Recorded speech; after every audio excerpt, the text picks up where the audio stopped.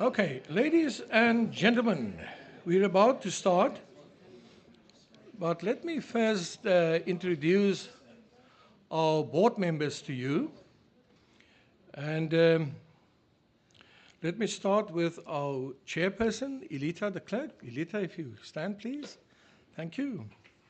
Chris. Okay, let's keep the applause for after announcement.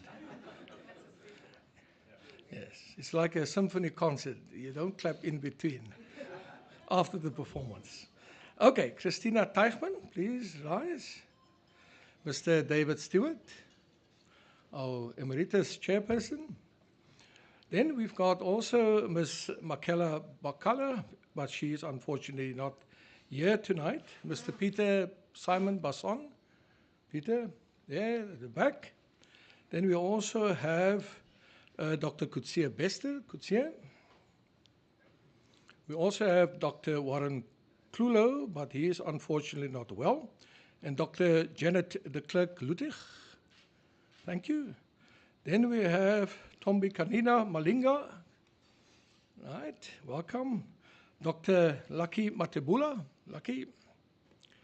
Then we have also Ms. Lekwa Kwabeni. Please rise. Did I name everyone? The judge, Judge Ian Farlam. He is also not well. And then I need to include myself. I am Christo van der Rede. I am the newly appointed CEO. And yeah, it's hard work, but I don't complain. Then, ladies and gentlemen, we've got such a range of distinguished guests here tonight, but to name everyone is going to be take us all night long. So let me just welcome, a very special welcome to our public protector, Ms. Kuleka Galeka. Where are you? There she is, right. Okay. Yes, if you've got any problem with anyone, talk to her tonight. We've got also the Director General of the Taipei Liaison's Office, Lily Chen. Where is she? Okay, there she is, right. We also have the Consul General of Spain, Jesus Silva. Where's Jesus? There at the back, right. Welcome. And then, ladies and gentlemen, our guest speaker, Barbara Barrett. Barbara, welcome.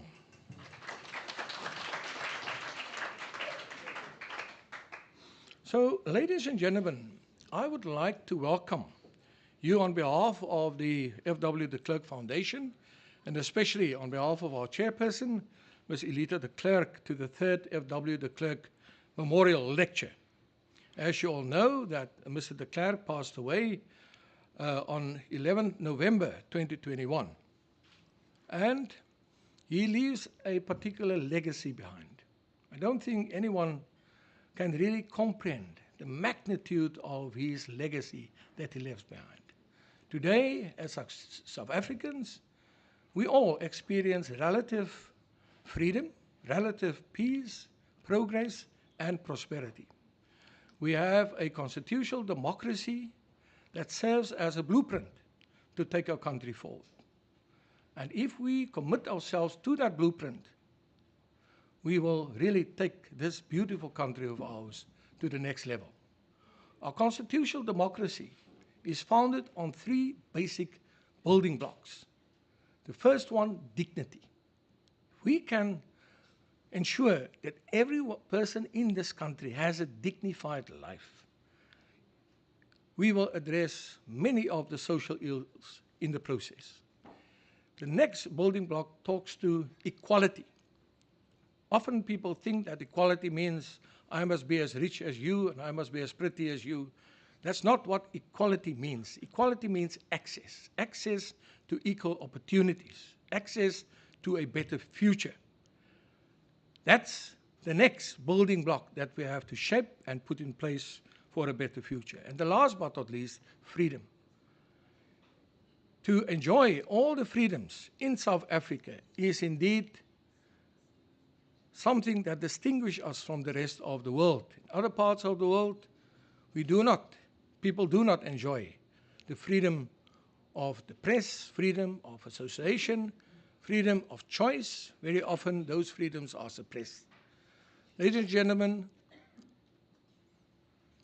FW de Klerk's legacy ensured that we can enjoy those freedoms, and we should never take it for granted. As the foundation, our job is to make sure that our Constitution is protected, our Constitution is strengthened, but most important of all, our Constitution must become a lived reality for every person in this country. For that, we have three particular programs. The first program deals with the legacy of FW de Klerk. And yesterday, we launched our Center for Constitutional Transformation. Please come and visit us. If you want to enjoy the facility, make contact with us. Yes, there's a beautiful exhibition which you can come and enjoy. There's also research opportunities for academics, for students to come and learn what happened during the phase of transition from our apartheid state to a constitutional democracy. Our next program, our second program, focuses on constitutional rights. That's why, as a foundation, we have legal experts that analyze, scrutinize bills, analyze laws, so that we then engage with Parliament on behalf of our people to say, but is this piece of legislation, is it in compliance with the fundamental rights that are embedded in our national constitution? And then the third program deals with youth. In other words, teaching our young people the value of democracy, the value of our constitution, the importance of our Bill of Rights, how we should work together as a nation to make those rights a reality for all of our people. But ladies and gentlemen, the kind of work that we do also requires funding. I'm the last one to stand here tonight with a begging bowl. Our job is to work and ensure a better future for all of our people. But if you can assist in any way, even if you send a Christmas card, that will also be helpful. Thank you. So let me introduce our great friend, Barbara Barrett. In 2010, Barbara Barrett was invited by President de Klerk to become associated with his International Global Leadership Foundation, which he established in 2004, and now serves as a member of that board. Barbara grew up on a modest farm in southwestern Pennsylvania. After her father's sudden death, when she was 13, she started giving horseback riding lessons to support her mother and 6 siblings. She juggled 5 jobs to self-fund her college education. Barbara's hard work and perseverance propelled her into a successful career, leading government, business, and academic enterprises. In public service, she was appointed by President Ronald Reagan to be Deputy Administrator of the FAA, where she was responsible for rebuilding the air traffic control system after a controller walkout. Wow. Barbara later served as U.S. Ambassador to Finland, one of the newest members of NATO. As the 25th Secretary of the Air Force, she held lead responsibility for standing up a new military service, the U.S. Space Force. She herself trained as an astronaut and qualified to go to space. In business, Barbara served as a corporate executive of 2 different Fortune 500 companies before she was 30 years old. She operated a hotel that was ranked as #1 in the world. In academia, Barbara taught leadership as a fellow at Harvard's Kennedy School and was president of the Thunderbird School of Global Management.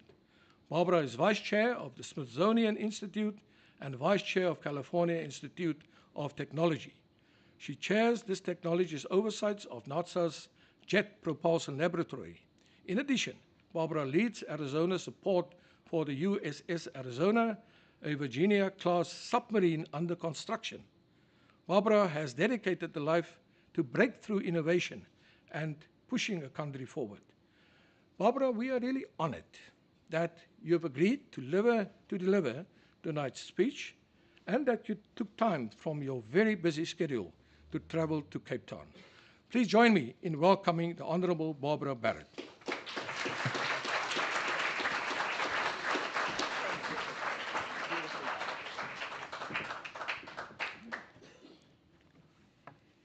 Thank you, Christo. Don't have to lower that, do you? Thank you. What a great pleasure it is to be here. I have been looking forward to being in extraordinary Cape Town, and mostly because it's a privilege to be invited by my friend and a person I admire very much, FW de Klerk. Would you join me in thanking Alita for her invitation? And it's a special added bonus that my longtime pal, Bridget Rodibe, happens to be here. Bridget, thank you for coming special for this occasion. Thank you. So I've looked forward to joining you, especially those of you who worked with and admired FW de Klerk as I did. FW de Klerk was an extraordinary man, starting with his loving heart. He was a better man because of his rock-solid devotion to Alita.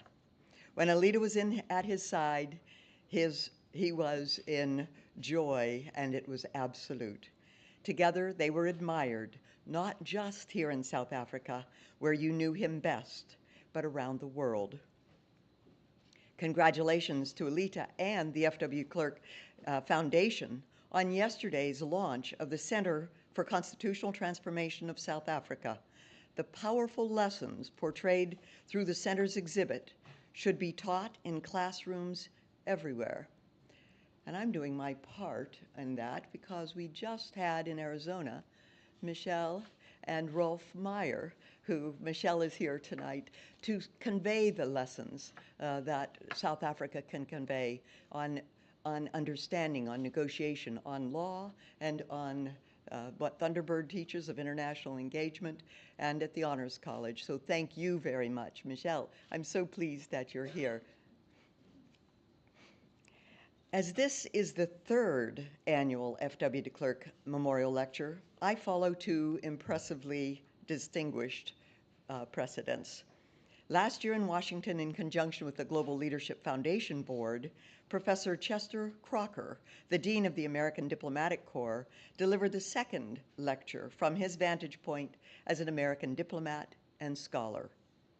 Chet Crocker was the architect of President Reagan's policy of constructive engagement toward the southern Africa area, stressing the goal of regional stability. He masterminded the Reagan policy that was seen as more even-handed as an approach to countries in this region. Chet Crocker had known and respected FW de Klerk through all or parts of 6 decades. The late Lord Robin Renwick, British diplomat, author, member of the House of Lords, and former British ambassador here to South Africa, delivered the first of these lectures. May he rest in peace 1 week ago today. And now the lecture. Distinguished guests, in this third annual FW de Klerk Memorial Lecture, let's reflect on the contribution of one of the most consequential figures in modern history, former South African President FW de Klerk. To begin, let's celebrate FW's rare contribution of wisdom and courage. Maybe that's more relevant today in global leadership than ever before. Then I will explore FW's uniquely transformative second act. After his tenure in South African government, he went about establishing a portfolio. He was not without cachet, but unlike other former presidents in history, FW de Klerk applied his formidable skills to assist incumbent presidents in other countries through his Global Leadership Foundation. Third and finally in this lecture, let's have a little fun talking about the insatiable scientific curiosity of FW de Klerk. First, wisdom and courage. A deed resounding over the earth. words from the poem that FW had recited when in his Nobel acceptance. This evening we gather to celebrate FW's monumental role in guiding South Africa through profound transformation, reconciliation, and hope. His own deed resounding over the earth. FW's negotiation of peaceful transition to democracy stands as a testament to the power of wisdom and courage alongside moral clarity in the face of daunting challenges. In 1989, when FW de Klerk became president in South Africa, the scene was set. The nation was at a crossroads. Apartheid had been in place for decades and was condemned by the ANC and by other liberation movements and by the world. Internal resistance had grown, and the South African economy demanded stability. Sanctions and boycotts exacerbated international isolation. Against this backdrop, FW de Klerk, a man whose success had been within a system as a member of the ruling National Party, had the wisdom to see the urgent need to change the system. He had the courage to chart a radically different course. Rarely do leaders who rise to the pinnacle of success in a long-established system have the wisdom to confess that there might be some challenges with that system and that that system is flawed. Rarely would they who are so successful in a system consider that it could be wrong. Rarer still are those who have the courage to add to that wisdom, to implement that wisdom, the courage necessary to make the changes to reform and dismantle the failed system. FW de Klerk had that rare combination of wisdom and courage and became the president at a crucial time. Famously, FW and his government dismantled the failed system, introduced universal suffrage, and released Nelson Mandela, among other political opposition, from prison. This political gamble entailed vast moral and strategic risk. FW de Klerk was recognized. He had recognized that the old system was unsustainable, and he replaced it, even though it meant breaking from his past political allies. FW de Klerk understood that to move forward, South Africa could not be defined solely by the deep wounds of the past. His steadfast commitment to reconciliation enabled healing, peace, and a democratic future. He persevered in the face of death threats, of fearsome resistance, and he was resolute. He understood the need to balance justice with forgiveness and peace. He also understood that reconciliation had to go two ways. Both parties had to put aside long-standing grievances to make hard compromises and to forge a new, shared future. FW often urged both Black and white South Africans to see each other not as enemies, but as partners in the construction of a common future. He combined wisdom with courage, pragmatism with vision. With these rare combinations, he demonstrated a scarcity in politics, the ability to act with an eye on the long-term good rather than short-term partisanship. His role laying the foundation for a new, multiracial South Africa, sustainably governed by the rule of law, respect for human rights, and democratic principles, earned him a place in history as one of the greatest statesmen of our century. The axiom, "Cometh the hour, cometh the man," applies to FW de Klerk as aptly as to Churchill. The world we'll talk about now. Now, as we reflect on FW's legacy, let's consider the current state of democracy and human rights in our world. Democracy was on the rise during FW's leadership, but still today, democracies struggle with some of the same challenges that FW confronted decades ago. Globally, human rights and rule of law remain under threat. Authoritarianism is eroding some fragile democracies. Populism movements are on the rise. Democratic norms are under attack.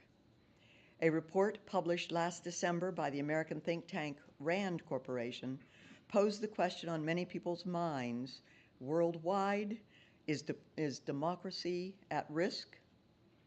RAND assessed that as of 2022, democracy in the world was at its lowest level in more than 35 years. From 2012 to 2022, RAND argued that all components of democracy declined, and the share of countries living under autocracy rose by roughly half. Still, it pointed to some encouraging signs. The 2024 calendar shows an unprecedented number of elections worldwide. At least 63 countries, plus the European Union, have held or will hold elections this year. As a result, more voters than ever in history, nearly half the world's population, are choosing their leaders in this 12-month period. Elections this year are of extraordinary consequence, and from the United States we can tell you that's the case. The EU elections in June came as the Russia-Ukraine war stretched into its third year, the longest and bloodiest conflict in Europe since World War II.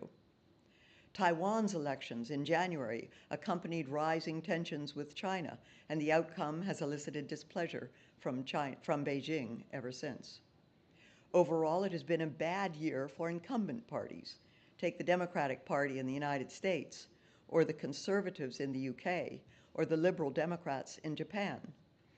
I'm counting among elections this year activities in North Korea and Iran, where election standards may deviate from those that we would applaud. In Bangladesh, the incumbent party was accused of criminalizing political dissent. In Pakistan, the opposition party leader was jailed. In the United States, it has become usual for both parties to accuse the other of malfeasance. But last week's much anticipated election produced a result that was as unpredicted as it was unequivocal. Of course, here in South Africa, FW de Klerk would be pleased that democracy is holding up under the transformative constitution that has outlasted most on the continent. And in South African elections, voters set up opportunities to demonstrate unity. Just as South Africa's transition under FW de Klerk was possible only with his wise and courageous leadership, future democracies will depend upon leaders who see beyond their own time, who act decisively when history calls, and who have the humility to prioritize the greater good. Leaders with the characteristics FW exemplified. And now we'll talk about FW's second act. What then? What do former presidents do when they step out of their political spotlight? Some go fishing, they farm or they paint, they safari or they golf. In a recent book entitled Second Acts, historian Mark Undergrove illustrates how the lives of America's ex-presidents offer clear windows into their character. Instead of taking up a leisurely pastime in his second act, FW chose to continue his service, but to an even broader constituency, the constituency of the world. After his time in politics, FW spent the remaining years of his life, over 25% of his adult life, about the same amount of time as he spent in politics, chairing the Global Leadership Foundation, which he founded in 2004. Through his Global Leadership Foundation, FW continued to advance democracy, human rights, and good governance around the world. He recruited an informal resource talent pool, not unlike a think tank or a brain trust, often of his former peers, predominantly presidents and prime ministers from democracies on every inhabited continent. Then he formed expert teams from among this talent pool to advise incumbent presidents and prime ministers on their intractable problems. His Global Leadership Foundation teams serve client heads of state without pay or publicity and only when invited. Around the world, newly elected presidents or prime ministers often confront societal or governing issues that they need to resolve. Global Leadership Foundation teams, often with FW's participation and always with his guidance, helped incumbent leaders resolve intractable problems. They might help a president address conflict resolution or democratic stabilization, maybe corruption deterrence or judicial independence or governing with unity. FW's Global Leadership Foundation assembles a team of leaders, mostly former heads of state and other experts, to work with client presidents to design solutions to specific national problems, again, without seeking publicity and only when invited. This foundation is a bridge between experienced national leaders and newer leaders who request support in their efforts to build a better future in their countries. With characteristic humility, when FW founded the Global Leadership Foundation, he made confidentiality its defining attribute, knowing that the likelihood of success was inversely proportionate with the level of publicity. Through the Global Leadership Foundation, FW nurtured democratic principles and good governance in diverse nations from Eastern Europe to Africa and to Latin America. He didn't just pass on his legacy, he multiplied it far beyond South Africa's borders. If the second act of a president offers a window into his character, FW's second act would achieve a maximum score on impact. Finally, I promised that we'd talk a little bit about space. In conclusion, FW's expertise in parliamentary processes was well known. His brilliance in negotiating was legendary. His appreciation of the arts was demonstrated often. But when we talked, he always asked me about space. His interest in space was a surprise to me at first, but we rarely ever met that he didn't ask, what's happening in space? So I'm going to report to you, as I would have reported to FW, a short special update as if we were together here this evening. FW would have wanted to hear about the little helicopter named Ingenuity, and I think Ingenuity, the helicopter, had a message for those who believe miracles can happen with enduring efforts. At the Jet Propulsion Laboratory in Pasadena, California, engineers proposed to NASA the creation of a helicopter to operate on Mars. As you may know, here on Earth, a helicopter cannot fly above 16,000 feet because the air is too thin for the rotor blades to achieve lift. On Mars, the air is so thin that it would be the equivalent of flying at about 86,000 feet, much higher than the 16,000 feet that make it impossible. Obviously, today's helicopter technology would not work on Mars. Yet, JPL, Jet Propulsion Laboratory engineers requested the authority from NASA to attempt to build a helicopter on Mars. The request was denied. NASA had severe skepticism that any helicopter could fly on Mars. It was impossible. The following budget year, JPL again requested funding for a helicopter on Mars. Again, NASA rebuffed the request to fund the impossible. The third year, JPL reported to NASA that JPL would apply their own very limited discretionary funds to build an experimental helicopter designed to fly on Mars. JPL only asked and received NASA approval to hitch a ride on the Mars rover Perseverance to get to Mars. Though everyone knew a helicopter could not operate on Mars at all, success, NASA said, would be defined if the helicopter could lift off from the surface of Mars, move horizontally, and land safely enough that it could execute a second flight and a third flight. Few thought it could get off the surface at all, let alone 3 flights. Well, that little helicopter Ingenuity fulfilled its promise. It flew once and landed safely, and again and again. Earlier this year, it completed 72 flights from the surface of Mars. Never before had any craft achieved powered flight on another planet. Ingenuity proved the impossible could be done, and then she did it 71 more times. In essence, little ingenuity showed that by working in cooperation with perseverance and applying abundant creativity, even a small, lightweight vehicle can achieve big things despite a challenging environment. Maybe ingenuity is an apt metaphor for the perseverance, innovation, and resilience FW de Klerk exhibited in his undaunted drive to achieve a miracle of mankind here in this land of inspiration, South Africa.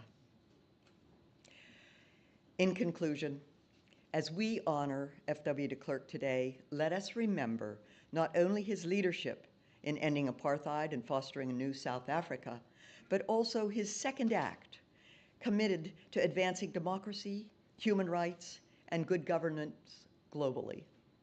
May we continue to draw inspiration from his example of ingenuity as we confront the challenges of our time. And may his work through the Global Leadership Foundation inspire future generations of leaders to lead with wisdom, courage, and above all, a commitment to the values of democracy and human rights.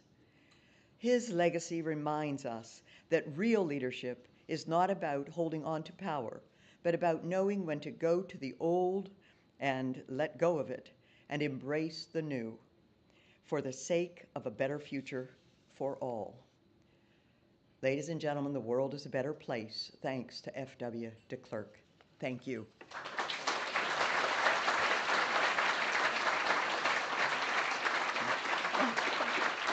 Thank you. Thank you. How nice of you. Thank you so very much. Thank you.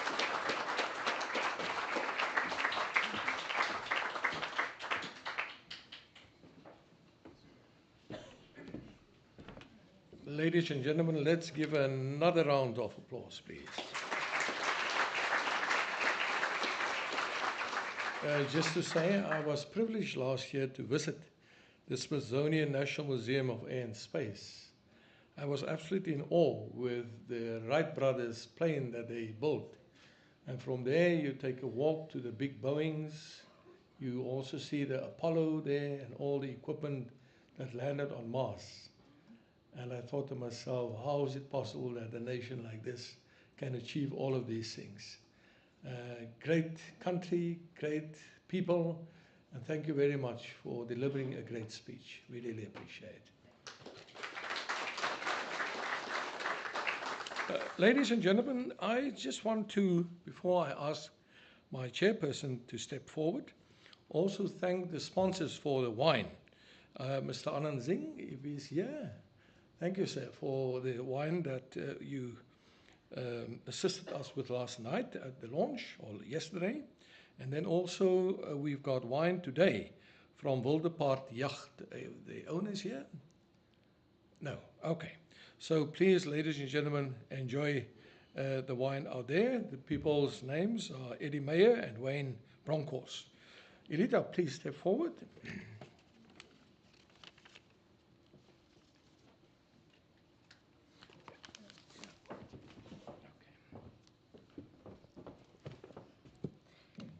Wow, Barbara, what a speech you gave us.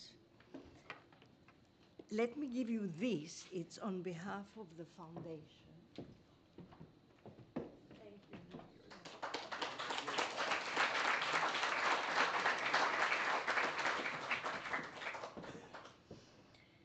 It was such a privilege to have been able to listen to you. When FW handpicked you in 2010, he knew what he was doing. We've seen it in the last few days. I could not have been, I was trying to look for the sentiment, what I feel today. But the fact that it's you here and you were a friend, and you were his friend, and you got to know FW in so many circumstances. In his uniqueness, it makes me, because it's 3 years today, it makes it feel good. It's not a stranger. Thank you.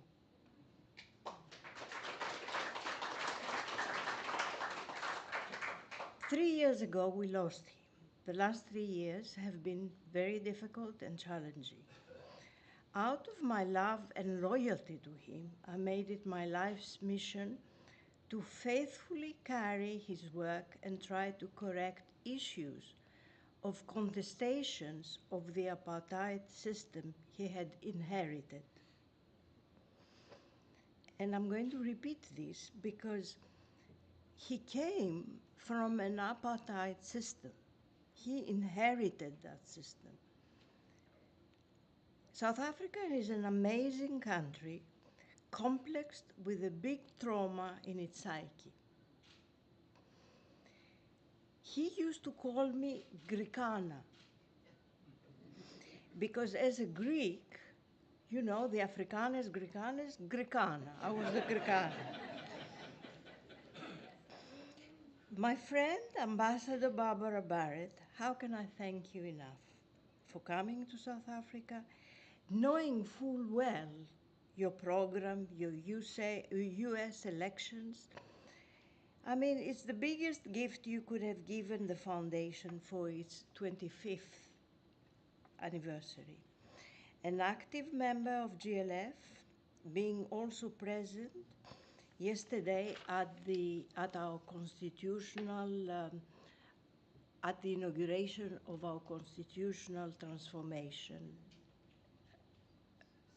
center.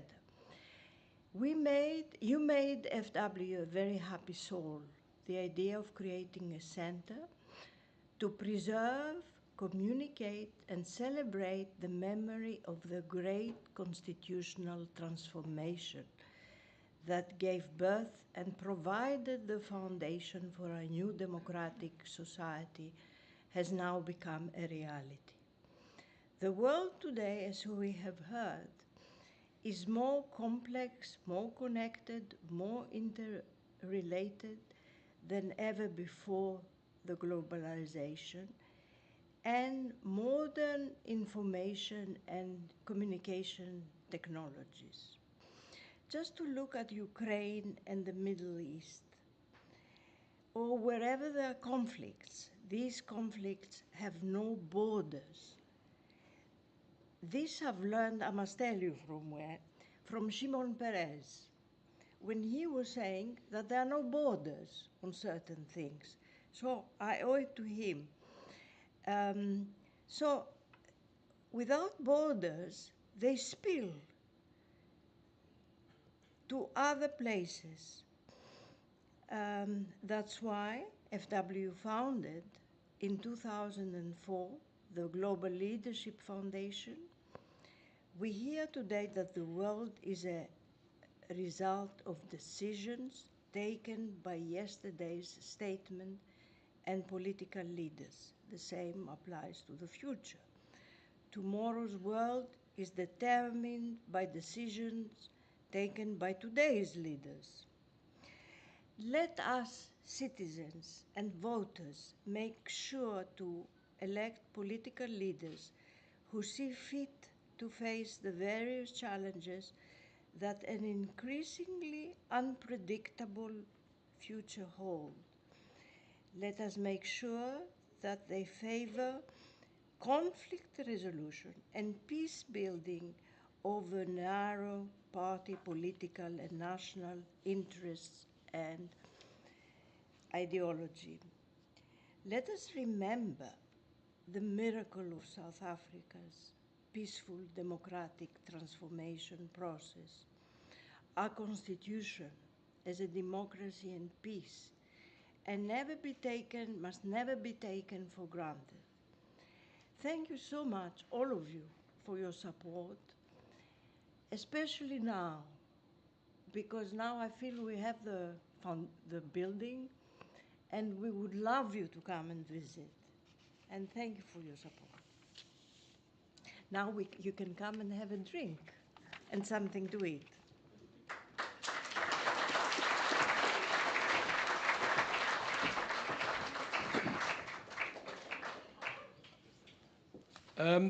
Barbara, we also received a beautiful gift from one of our guests here. It talks to, or it writes stories about food culture of the first humans on planet Earth. And I did my DNA testing to determine exactly where do I come from. And I was so proud to discover 35% from Europe, a bit of Scottish blood, and that comes from my father's side. He was a very difficult man. He says he's a Scot. 35% from Asia, India, and that's where my slave forebears come from. And then 15% Ashkenazi Jew. And that's my grandpa who had lots of shops, and he was a very stingy man. But on top of it, 10% Khoi. So this book reflects that beautiful story of the most honorable people that roamed the southern part of South Africa, the Khoi people.